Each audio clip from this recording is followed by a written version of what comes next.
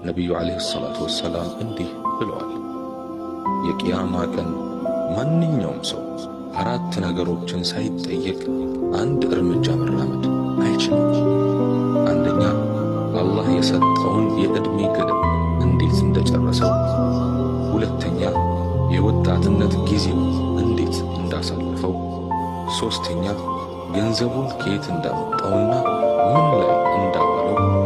አራተኛ፣ አላህ በሰጠው ዕውቀት ምን እንደሰራበት ይጠየቃል።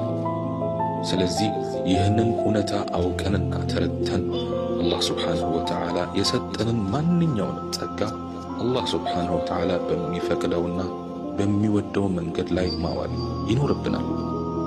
ትክክለኛ የአላህ አማኝ ባሪያ፣ ታዛዥ፣ እውነተኛ አላህን ፈሪ የሚል ስም ይሰጣል። ለሠራነው በጎ ሥራ ሁሉ ተደራራቢ ምንዳ ይከፍለናል። እንደዚሁ አላህ ለከሃዲያን ካዘጋጀው ማናቸውም ቅጣት ከቅያማ ቀን ጭንቀትና እንግልት ፍርሃት ሁሉ ነፃ እንሆናለን። ለዘላለም መውጣት የሌለበትን ጀነት እንገባለን። መከፋት የሌለበትን ሕይወት ደስተኛ ሆነ እንኖራለን። አላህ የጀነት ሰው ይበለን።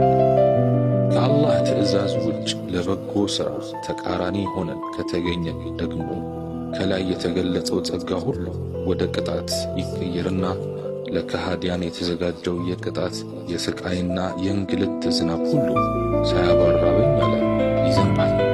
አላህ ይጠብቃል።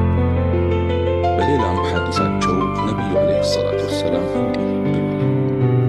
5 ነገሮችን ከ5 ነገሮች በፊት ተጠቀሙባቸው። አንደኛ፣ ሕይወትህን ከመሞትህ በፊት። ሁለተኛ፣ ጤናህን ከመታመምህ በፊት። ሦስተኛ፣ ወጣትነትህን ከማርጀትህ በፊት። አራተኛ፣ ሀብትህን ከመደየትህ በፊት። አምስተኛ፣ እረፍትህን ከሥራህ በፊት ተጠቀሙባቸው ብለዋል። ስለዚህ ከላይ የተዘረዘሩ 5 ነገሮችን ነቢዩ ዓለይሂ ሰላቱ ወሰላም ሰርተዋቸው አርአያ ወይም ተምሳሌት ሳይሆኑ እኛን አላዘዙም።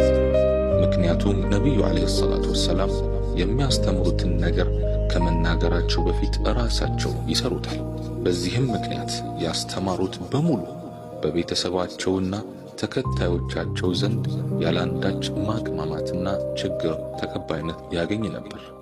ስለዚህ በእውነት ነቢዩን ዓለይሂ ሰላቱ ወሰላም የምንወድና ወደ አላህ መቅረብን ለእርሱም ብቻ መተናነስን የፈለግን ከሆነ የነቢዩ ዓለይሂ ሰላቱ ወሰላም አካሄድና ፈለግ እግር በእግር እየተከተልን ተግባራዊ ማድረግና እስከ ሕይወት ፍጻሜያችን ድረስ ያሉት የሕይወት እርከኖችን በጥሩ ሁኔታ ማለትም ጀነትን በጉጉት እየፈለግን ጀሃነምን እየፈራን በእነዚህ በሁለቱ መካከል ሆነን ሱናን አጥብቀን ይዘን ከተጓዝን ኢንሻአላህ አመርቂ ውጤት እናመጣለን።